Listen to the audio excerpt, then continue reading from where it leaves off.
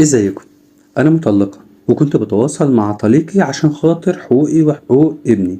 يعني لما كنت بحتاج حاجة منه كنت بتواصل معاه واكلمه، لقيته بيقول لي لا، انتي ما تكلمنيش تاني بعد كده، خدي رقم مراتي وكلميها، ولو انتي عايزة حاجة قولي لها على الواتس وهي تتواصل معايا وتقولي. طبعا انا ما عجبنيش الكلام ده، لان انا اصلا سبب الطلاق ما بيني وما بينه هي، لان انا حذرته منها كتير وقلت له يبعد عنها، وهي دلوقتي اتجوزته وانا اللي اتطلقت.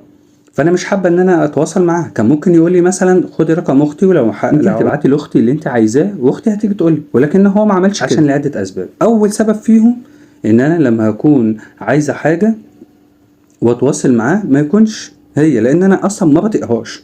ثانيا عشان خاطر ابني اوقات اكلمه، فانا مش عايزه يكون وسيط ما بينهم هي. وتالت حاجه والاهم، ان انا اصلا في حاجات بتكلم فيها انا وهو ما بتكسفش